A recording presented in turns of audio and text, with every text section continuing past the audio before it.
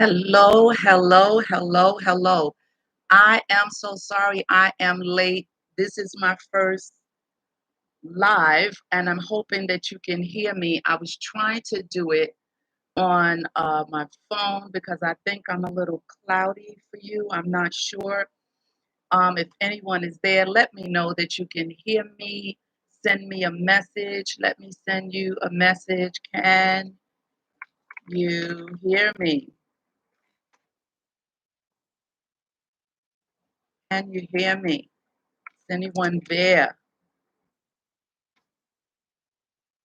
Right. Let's see. Oh, okay. I'm here as well. Let's see if I can do something better with this visual because this appears to be, uh, let me bring it down here. I am so sorry. You bear along with me. I am new to this in terms of going live. So maybe now I'll learn how to do this better. How about that? Okay, so here I am. God bless you. Thank you for tuning in. I am Sheila Ingram, and you have tuned in to Bravo with Sheila. Okay, let's see how we can get things going and move forward. Let me just put this camera. I'm so sorry. Forgive me, forgive me, forgive me, forgive me, forgive me, forgive me, forgive me. Here I am. I'm right here. Oh, I am botching everything up. But anyway, here I am. God bless you. I am happy to be here with you. You have just tuned into Bravo with Sheila. You know that I'm a novice in terms of going live on this platform. So I'm hoping that you won't leave me because I'm kind of botched up today, right? But I just wanted to chat with you a little bit today about me. I wanted to share with you some things because I wanted you to know who I am and what qualifies me to actually speak to you, right? What qualifies me to speak to you? So, anyway, I'm just going to stop messing with this other device here and just go for it. I'm just going to leave it alone and just go for it. I'm hoping that I'm clear enough for you to see. I'm hoping that I'm not cloudy. And I promise you, I will get better with this. I don't want to stop the live and start over. I don't want to do that. So I'm just going to keep it moving. As I say to everyone, keep it moving. So, anyway, thank you for being here with me. My name is Sheila Ingram. Sheila Ingram, thank you for tuning in. Bravo to all of you. Before I do anything, let me go ahead and give you your first bravo. Let me give it to you. Let me give it to you. Let me give it to you. I am trying to do my best with this today. Bravo to all of you. God bless you all this morning. I pray that you can hear me. I'm praying that all is well with you. I just wanted to stop by. I just wanted to stop by to say bravo to all of you women. Bravo to you. Bravo, bravo, bravo. And I wanted to say to you that I'm so happy that you're here and that today I wanted to talk to you about how I was brought back from the dead, right? And I know the topic probably threw you off a little bit, but that is what I felt in my spirit to say to you is how I was brought back from the dead. I wanted to talk to you briefly, ladies, to share with you um, on what qualifies me to speak to the hearts, the minds, the souls, and the spirit of women. What qualifies you, Sheila? Who do you think you are that you can get on a platform and speak to women? Well, number one, I am a woman, right? And I know that all of us have gone through some many challenging situations in every walk of the world, women across the world. I've spoken to women across the world. I've spoken to women statewide, right? Across borders. And because I've come from a trail of situations that could have stopped me in my tracks to give up, right? To just give up or to do something that would not land me where I am today. I felt it was necessary. I felt that it was very necessary for me to share with you a little bit about me before we start diving into some of the deep topics that we're going to be diving into in the coming future. Again, those of you who just tuned in, I apologize for the mess up in the intro of this video. I thought I had everything set and ready to go, but I see I didn't. And so I will get it. I will get it. Please forgive me and bear along with me. So, how did I come from death to life? How did that happen? How did I die and then got resuscitated? How was I brought back to life? Well, some of you may think that I was talking about that I literally died. Well, in a sense, we walk around dead. We walk around women. We walk around with all these different hats that we wear. We walk around functioning, right? We function, but when the inside of us is all messed up, broke down, or there's just some things out of line, right? Everyone has their own story. Everyone has their own circumstance and situation that they have gone through. And so for me, I felt that I needed to first share with you because I am authentic and I am transparent. And I just wanted to give you a snippet of why I qualify to speak to you.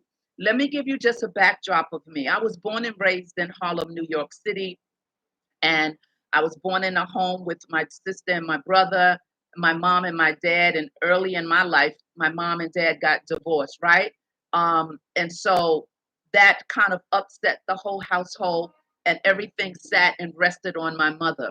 Now, my mother was the youngest of 12 or 13 children, right? So they tend to treat her like a baby. They didn't let her grow up. So she was a late bloomer. And her being a late bloomer didn't offer her the ability to really give us certain tools and certain things that we needed for life. Now, don't get me wrong, she was incredible, magnificent. She was one of the greatest, greatest, greatest women I have ever had the honor of being connected to. But she happened to be my mom. But a lot of us have grown up in different cultural environments, and learned behavior is something that can offset us as we mature. And environmental impact can definitely impact how we move, the decisions we make, the people we get involved with, right? There's certain traps set up in all of our lives as young women, uh, when we're born, right? The trap is already set because the power of a female, the enemy does not want that to come forth. But little do we know at that time, little do we connect that with who we are, the purpose that's locked in us, right? And so thus begins the journey. It begins the journey of my life, of your life. And I'm sure you can think of some learned behaviors and some things that you picked up on the way as growing to be an adult. You may be a young girl right now that's listening to this, and you can even remember some things. Listen, you can grow up in the suburbs, you can grow up in a penthouse, you can grow up in the project, in the hood, wherever. You are going to be impacted by life. Learn behavior and environmental impact. If we don't understand our journey and how that is set up for us, not just necessarily by the Lord, but necessarily by the enemy. As soon as we came out of the womb of our mothers, we were a target. A target was on your back, ladies. Let's chat about this. We get confused about being born and not knowing who we are and saying we have no purpose and no identity. That's a lie. Every single person on this earth was knitted and woven in the womb of a mother, of a woman. Psalm 139 talks about that. You should open up that psalm and start. You can read the whole psalm, but start at 14, verse 14. And when you really break it down and understand that God was in the room when your mother and your father were being conceived, and at that moment, purpose was placed inside of you. Purpose, temperament was placed inside of you. Direction was placed inside of you. But okay, we were born into this world of sin. And again, because of the location, the address, the people that guide you, the people that shape you, right? Broke people hurt people. even people who aren't broken, necessarily broken down, don't have all the tools. They just don't have it. And so as we come out, so with me growing up in a home with my sister, my brother, and my dad left early on. So that left my mother, a woman, a great woman, a powerful woman that we honor. And I don't even want to, maybe I'll do a live about my mom one day, because those that will see this and know me and know my sister and my brother and had the pleasure and the honor of sitting at my mother's feet will give you all types of testimonies and empowerment that she's given them. So that vein runs inside of me, that vein of loving people where they are. Don't throw people away. Okay, so what I want to share with you is I became a young mother at the age of 15. It devastated my mother. It devastated, I mean, where she almost lost her mind. Devastated, right? Broke her heart into pieces. And for me, I guess daddy issues. How many of you had daddy issues? Come on. Come on, let's keep it real. Daddy issues. Okay, let's stop for a moment. Put your hand on your shoulder, your heart, your mind, your soul, your spirit, and give yourself a bravo just because. Encourage yourself. Give yourself a bravo. Bravo to you, right? Because you put one foot in front of the other. You're an overcomer. There are things that could have taken your mind or taken you out. You've been in relationships that broke your heart in pieces. Some of you are still shattered by the relationship. Some of you had friends that betrayed you. Listen, life will happen, but we have to learn how to keep it moving. And remember that when nothing changes, nothing changes. I learned that the hard way. And so as I became pregnant at 15 by a gentleman who early on married me, right? I was 15. He was 5 years older than me. But I think what drew me to him was his caring of me, the attention he gave me, and how he treated me. And so I broke my mother's heart in pieces. And I'm going to try to wrap this up. I can't give you the long version because I don't want to hold you too long. But I just wanted to introduce myself to you and give you a backdrop before I dive into any of these sessions and any of these chats that we're going to have in the near future. I felt it was necessary for me to share with you who I am and what qualifies me to speak to the heart of women. So I had a little girl, right? I'm 15 years old. I have this little girl. They begged me, finish school. So I finished school. I was in junior high school, pregnant, huh? Junior high school. By the time I went to high school, I had a little girl, right?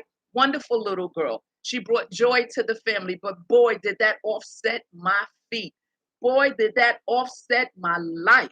And so thus begun the beginning of this cultural diversity, this cultural impactment in my life that took me on a trail that led me to you today. So I'm with this wonderful gentleman who was nothing but a gentleman to me. Nothing but a gentleman. And we were together. My mom didn't like it because I was so young, but she saw he respected me. And so instead of us sneaking around, she just said, okay, all right. So I get pregnant at 17. Oh my God. Here I am again. I'm like, oh my God. So I get married, right? We had this elaborate, wonderful, beautiful wedding of 11, I think it was 8 or 9 bridesmaids. It was incredible. The night before the wedding, we're in a 5-car collision, right? So we go to the wedding the next morning with cuts in my head.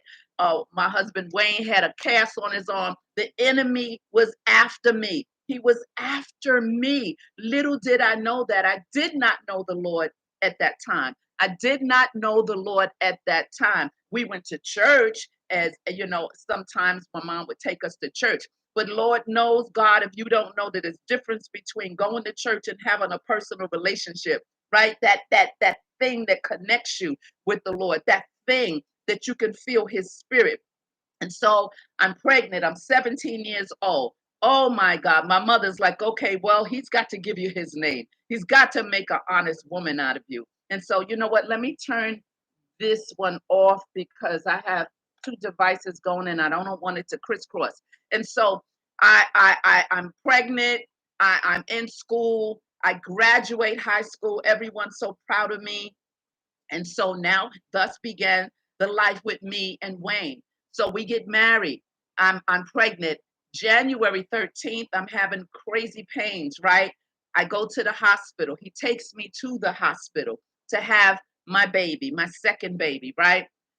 I have her, another little girl. And so he leaves because it was an emergency C-section, right? And bear along with me because I know you can identify and I want you to understand how the target, the bullseye has been on my back for the longest, such as it is if you're a woman on your back. You may not have my same story, but if you're coming against things that's trying to take you out, take your mind, take your money, take your life, just deplete you and take things from you. I'm telling you that there's greatness in you that the enemy does not want it to come forth. He does not want it released. He does not want you to continue on in this race. And so I have the baby. He leaves because it's an emergency C-section, and back then you got to stay in the room to get better. You know they have to hold you in a recovery room, and so it's so different today. And so I'm in the recovery room, and I wake up, and I'm wondering, okay, how much time did I lose? Where's Wayne? What's going on? He never shows up, and anyone that knew me and Wayne knew that we were like glue. You see him, you see me. He never showed up. And so, long story short, they told me, the nurses, doctors came and stood around me, and I found out that Wayne was murdered that same day that my daughter was born. We had been married 4 months. Thus began another offset. Thus began me living as a widow at 17 years old. Oh my God, with two children, two little girls. And thank God for the mother that I had, because now my desire to be a singer is really kicking in. I knew from a young girl that I needed to sing. I wanted to sing. I had to sing. I had passion to sing. I had the voice to sing. I knew that was the road I wanted to take. And so here I am, a widow, um, funeral, everything. It was so crazy. Ladies, it was so devastating. And so that's when things started to shift for me. I started to be out. I started to hang out in Harlem. I started to do things to make money, not selling my body, but other things, and to make sure I could take care of my daughters. And it just did a number on me. It did a number in my mindset. It did a number to me as far as my walk. It caused me to not be the best parent that I could have been to my daughters. It caused me, I didn't even know how to be a parent. I was 17 years old. I didn't know what to do. I didn't know how to do it. And thank God that my mom stepped in, right? And she helped to get me to a place to understand, that I'm doing the best that I can. She said, you did the best you can, Sheila. But it did affect my relationship with my children. It did affect them as women, not having their dad and then a mom who wasn't totally mentally present, but was out doing things to get money, which they didn't understand. But it damaged our relationships. Thank God that God is a healer, right? And so we move on. I don't want to expose my children. I really want to talk about me. And so let me fast forward. So I start singing and traveling. I lived in Italy for 6 months singing, and I was on Soul Train, Midnight. I'm dating myself. Soul Train, Midnight Special. I'm on the Apollo stage. I'm Italy, living in Milan for 6 months, just chasing my dream as a singer, as an artist. Right. Then I came back to New York and created a group that where I hit every single club you could imagine, from the Copacabana to Studio 54. I mean, major venues that God had blessed me at the time to perform at without a hit record, right? And so I continue to follow the track, but that lifestyle, coupled with the lifestyle of living in Harlem and the people I was associated with, had me trapped, had me in a bubble, and I could not break free. And the fact that I couldn't get, past the fact that my husband had been murdered, and how could you leave me? You go through all of those things. It was a strong soul tie that I had with him, and no one could help me because I'm the one that would always sit and help other people. I'm the one who God has given that wisdom to, even at that age. And there was really no one that could speak life into me. And so I began to spiral. And then my mom passed away suddenly. That did it. That took me out. That took me out. When I say took me out, I mean major, because she was the only one that could speak and get me on track, or she was the one that really knew me. People sometimes will identify you with what you do, but what you do as a nurse, as a doctor, as a mother, and as a singer, and whatever your occupation is, that is not who you are. That is what you do. And people confuse that and they keep it together as if it's one. And they have to learn to separate what you do, separate it from who you are. Because if that doesn't happen, then you'll never be complete because people will never get to know the real you. And people will continuously just want to pull and draw and deplete you and deplete you and deplete you. So here I am. Here I am moving and growing and singing and I'm happy. And, I represented New York City out of 300 to 400 women in the solo division. I was the main one that was chosen as the number one R&B singer representing New York City. I'll never forget that day in Lincoln Center. My mom was right next to me and they were chanting my name, Sheila, Sheila. I never forget these memories. What memories do you have, my sister? What memories do you have, ladies, that you can refer to, that you can stop, pause, and reflect? Stop, pause, and reflect, right? You may not be where you want to be, but you're on your way somewhere. You may be damaged or think that you're damaged, but you're not, right? You're not. You can get back up again, but you got to do the work because when nothing changes, nothing changes. I'm going to say it again. When nothing changes, nothing changes.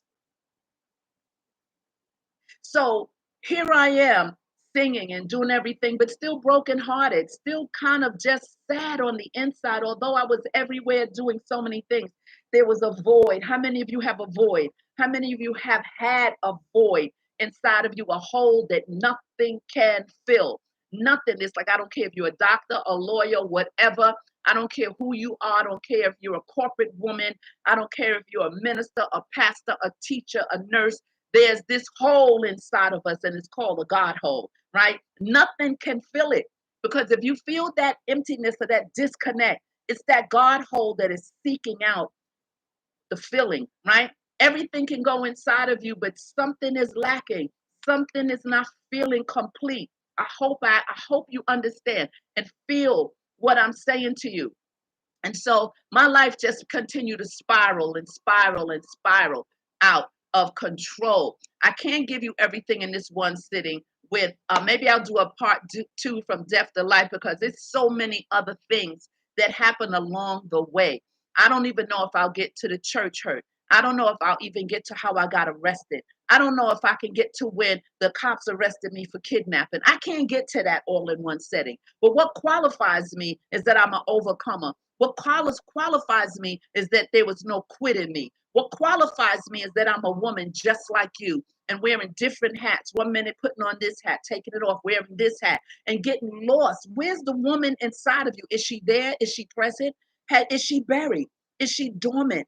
Where is she? Has life depleted you? Has life sucked the life out of you?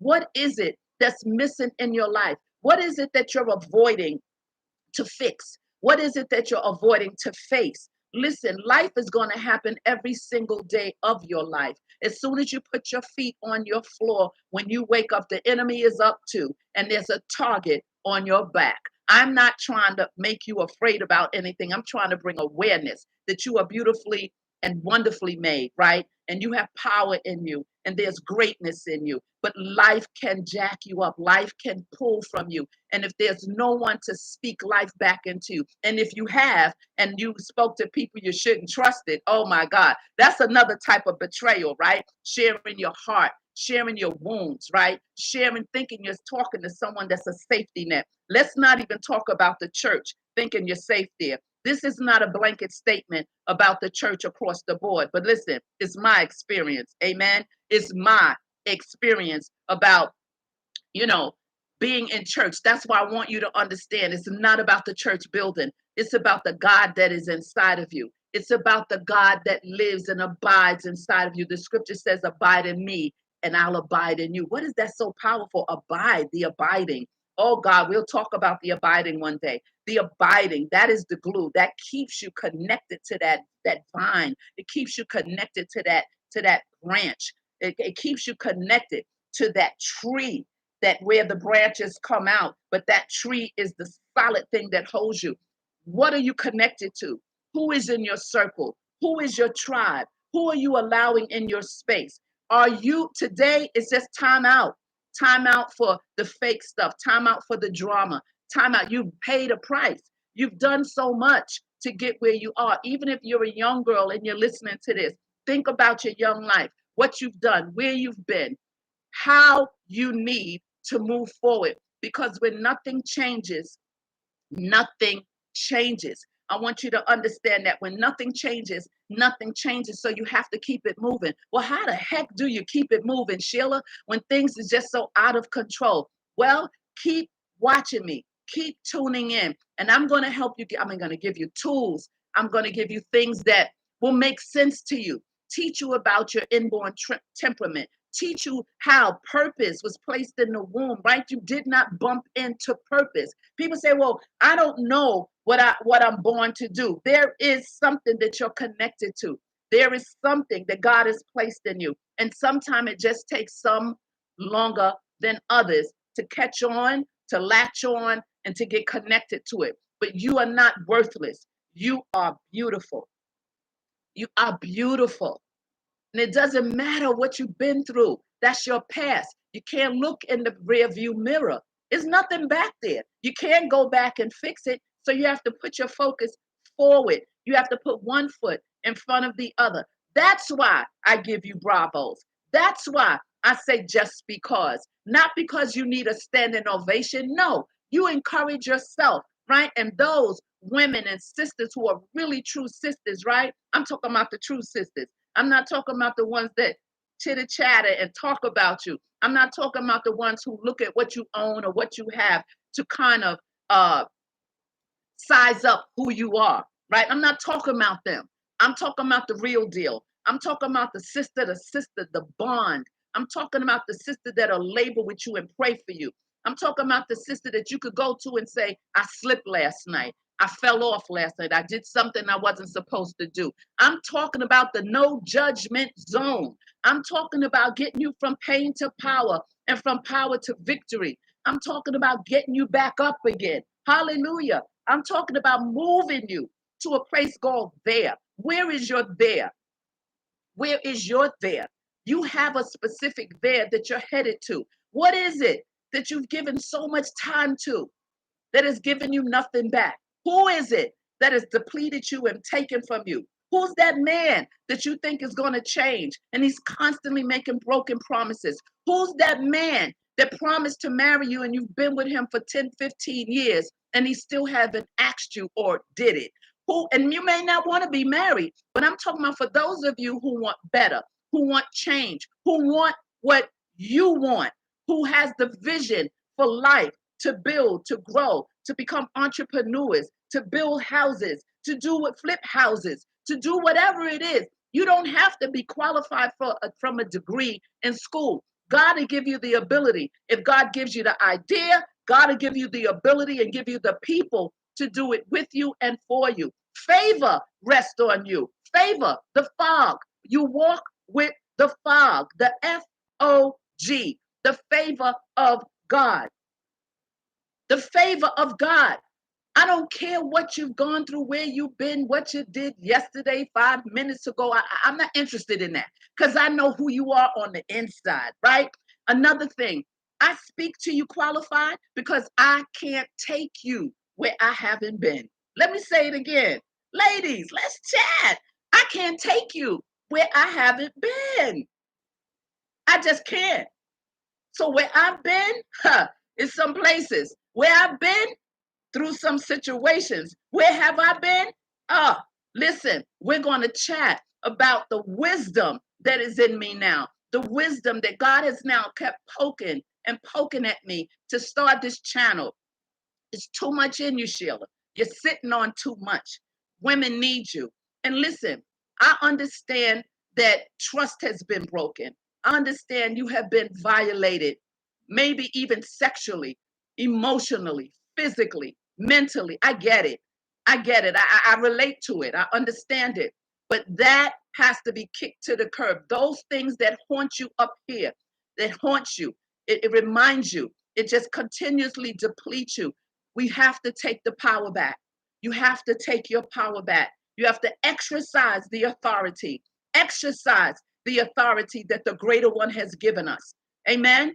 And so I wanted to let you know a little bit about me. So let me end it in the story with, I told you about the beginning, about me being a teenage mom. I told you how my life trailed off. I just can't get into total detail. You know, I do have a book that kind of gives you a little snapshot of my life and how I segued into the church. And I'll tell you a little bit about that before I sign off. And it's called Addicted to His Presence. I Stand in Awe of You. It's on Amazon.com. Not trying to plug it for you to buy it. But if you want to get to know me a little bit better, there's that book. There's In His Grip, chapters of my life that I'm revising that'll be back that really gives you in detail about my life. And then I have the Women in Pursuit of Purpose journal, a prayer journal, personal prayers that I wrote, and a journal. We should be journaling, right?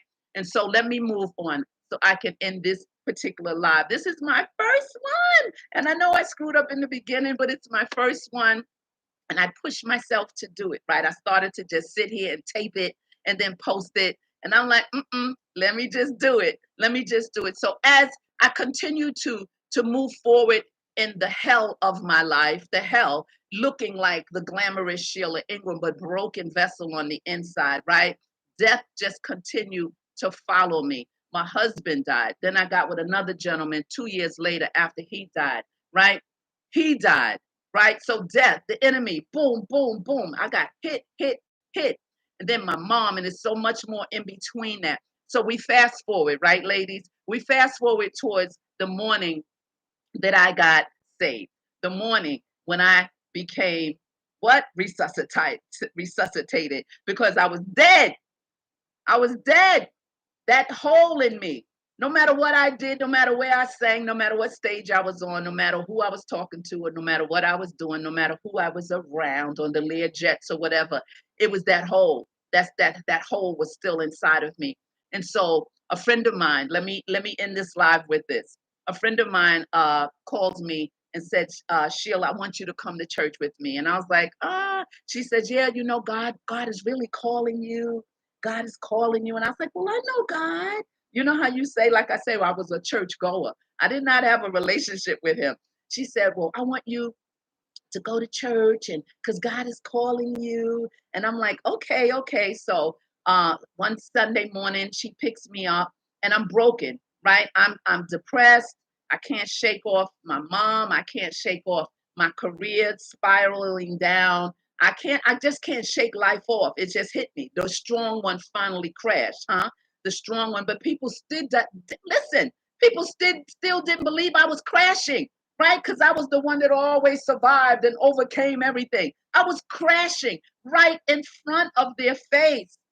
And no one knew the deepness of my heart. No one looked inside of me to see something's not right with her. Something's not right with Sheila. So anyway, we go to church. And as we go to church, I'm sitting there. I felt shame walking in the church building. I felt shame because I felt I had done so many things that wasn't pleasing to God. How can I go in here? Anyway, I said, well, let me go. I was so broken. I was like, I'm here for God.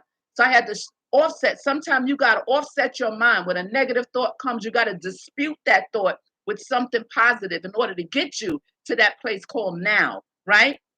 I get into the church. I sit there. It's high praise. It's Pentecostal church. They clapping, they preaching. The end of the service, they do a call. Anybody want prayer? So I'm sitting there. I'm like, I don't want to walk up there. Now, mind you, if you put a mic in my hand and put me on the stage, I'm an extrovert. I'm moving. I'm grooving because that's my comfort, right? But you put me off stage, I'm an introvert, right? I love people, but I'm kind of a quiet person, right? And I love people, but I don't need people, right? I don't need them always in my space. Some people are wired where they need people. No pun intended. So I go on the prayer line and the lady says, well, what's wrong? What's wrong with you? Her name is Elder Robinson. Shout out to Elder Robinson of the Bible Church of Christ. And in the Bronx, New York, that's where it happened. That's where I was resuscitated, right? That's where life was blew back into me. And She says, well, what is wrong with you? I said, everything. It's a multiple choice. I can't tell you one thing. She said, all right. Lift your hands. I lift my hands. I tell you no lie, people. Ladies, where you at? She says to me, she prays, she lays hands on me. Immediately, I found myself going backwards. Immediately. The power of the Most High God. Oh God, I get teary-eyed when I think about this or speak about it. The power of God. Now, most time in churches, people that accept Christ in their hearts, they say the sinner's prayer. I believe that he died and on the third day he rose and I accept him into my heart. Well, listen, I didn't have time to say any of that. That's why I'm telling you, God knows your heart. No man can judge your heart. God knows your heart. Anything that you've done that you're not pleased with or you're ashamed of, turn the voices off. Turn them off. Don't let people get in your head. Don't rent space in other people's head because God can read your heart. And that's what he did for me that morning. He read my brokenness. He read my heart. I told you I had got locked up, right? So this was a week after I got released. A week after I got released, I found myself at this church, right? And so I'm laying there on the floor, but I'm like in my naturalness, we always feel we want to be in control. I'm saying, why am I down here? What is going on? At the same time, I heard something go, psst, like you stick a needle in something in a tire and the air comes out. I heard it. And I'm laying there and all of a sudden my mouth starts moving and I hear myself speaking in a language that like, what are you doing, girl? Get up. What are you doing down here? I had no power, no control. This was a supernatural move of the Most High God. Everybody don't get it like this, but everybody can get it, right? Some people gotta come in drips and drabs. Some people take a long time to stop smoking. Some people take a long time to stop using drugs. Some people, but God is working on them. God is working on you, ladies. But for me, God must have known because I'm so analytical. He said, I got to get her. She got to go down. So I'm down there. My mouth is moving. And people are over me saying, just say thank you. Thank you, Jesus. Thank you. Say it, Sheila. I began to say it over and over and over and over. And I'm down there but I'm feeling like airy and light. I'm feeling, oh my God, what's happening to me? Oh my God. And I'm weeping and weeping and weeping. So they said, just let her lay there. God worked on me on that floor in that church. He worked on me. He supernaturally set me free. When I tell you he set me free, when I got up, I was completely changed. I never hung out again. I never had a desire to. People said, well, what happened to Sheila? Where's she at? Is she coming out tonight? They said, no, she said she got saved. No, she said she went to church and God changed her. Yeah, she'll be back. Never. Never. Why and how? Because it was his power. He gets all the glory. It was him that came and saw my brokenness of me crying every night on the floor, getting high, just consumed in a spiral, a downward spiral. He came and rescued me. He rescued me. So what qualifies me is so much more in between this story that I don't have time to share with you. But I needed to tell you pieces, drips and drabs of my life that qualifies me. Why? Because I'm still standing. Why? Because I'm an overcomer. Why? Because I don't look like what I've been through and I'm not where I used to be and I'm not really where I want to be. I'm on my way. I can't take you where I haven't been. I just can't. So everything I say to you and everything I'll speak to you in the next weeks is where I've been, what I know, the wisdom that I can impart into your life. To your life, ladies. No more hiding, no more feeling ashamed. That day, when I left that church, I felt like the world had been removed from my life and my shoulders. I wanted to know who this Jesus was. He wasn't just somebody on a page in a Bible. Ladies, he's not just words on a Bible. He is real. The Spirit of God is real. I could not testify to you like this. I could not share this story with you. This cannot be made up.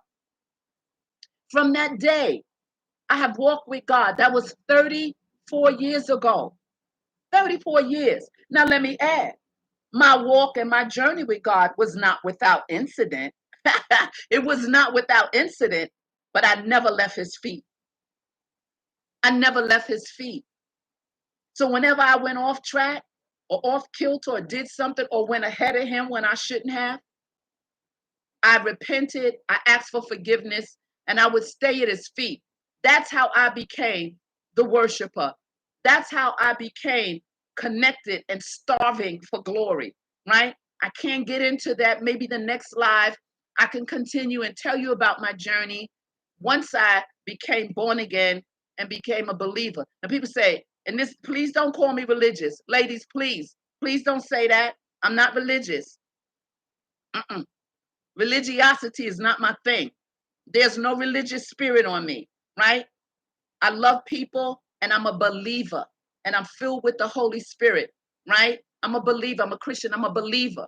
I'm not religious, right? Religious people sometimes get so hateful and judgmental and you got to do it their way. And no, God's doing a new thing and giving people the understanding that the church is in you and in your heart. And so maybe the next live, I can give you my journey, or maybe not, maybe the next one, whatever the Lord prompts me to speak about. But I will get to how I became a worship leader, how I became to be able to teach worship all over the world, go to different churches and teach all of the arts departments about worship, about what's the difference between being a soloist and a worship leader. How do I become on a worship team? Oh my God, worship is what saved my life through all the storms. I became connected to God as a worshiper. We know about praise. Praise is the outer core. We can get in there and get our praise on, but let me tell you something. It's about going into that inner court. You may not know what I'm talking about, some of you, but some of you do. But what I'd like to share with you down the line is my journey of church hurt, my journey of God using me across the nations and all the different countries on platforms, speaking to women and the body of Christ at large across the world, Holland, Curacao, Barbados, and I mean, you name it. God has opened up doors supernaturally for me to walk through. Never, ever in my life that I think or thought that God would ever use me, especially with the past that I had, right? That's why I'm telling you, only God knows your heart. Nobody can talk about your heart, right? So I want you to just know that every day you get up, you're moving forward. I give you a bravo, my sisters. And I want you to know that in the future, we'll talk more about my life as I became a believer, how I left the street, how, just things that you'll connect with. I think transparency sometimes help people believe that you're believable. I think people expose, and I don't have to expose everything about myself, but the Lord will show me what to talk about, what not to talk about, because everybody can't handle your story. Ooh, that'll preach right there. Did you hear what I just said? Everybody can't handle your story. And remember that I can't take you where I haven't been. I cannot take you where I have not been. And so I want you to understand that God is good all the time, and all the time He is good. And there is nothing, absolutely nothing that is too hard for Him. I'm telling you, there's nothing too hard for our God. Absolutely zero. So I want you to know that all is well here with me. I pray that all is well with you. If you'd like to reach out to me, I'll learn how to put all these things down here. My email is Sheila Ingram 2020 at AOL or Sheila Ingram Ministries at gmail.com. I don't even know how to do all these things. I'm going to have to get someone to help me. And as I grow, I pray. Oh, yeah, subscribe. I have to tell you to subscribe. Click like, share, and subscribe. That's right. Click like, share, and subscribe. So until next time, until next week, maybe I'll come on Friday and do a topic. This video, this live was just to have a chat with you about me so that you would say, oh, let me tell a friend, let me tell a sister that this lady Sheila Ingram is on it. Oh, she's a singer. Yeah, but she has a new channel. She has a new channel, Bravo, with Sheila. Ladies, let's chat. And so there won't be anything that we will not talk about, right? Email me if you need prayer. I'll pray for you because I am a prayer warrior and an intercessor. Just let me know. Send me a quick email. Say, Sheila, can you pray for me and my family and give me your prayer request? You can put it in the chat. You can do whatever you need to do. I don't know if anyone is on right now. I just needed to break free and do this first live so that we could get acquainted with each other. So stay tuned for more of Bravo with Sheila. Ladies, let's chat. Continue to walk in victory. Remember that when nothing changes, nothing changes. And what do you have to do? You have to keep it moving. So I want you to put your hand on you. I want you to put it together. I want you to give yourself a bravo right now. I want you to give yourself a bravo. Give yourself a bravo. Come on, give yourself a bravo today. Touch yourself just because, just because. Give yourself a bravo. And I'll see you soon. Thank you. Thank you for watching this live. And remember, when nothing changes, nothing changes. Ciao.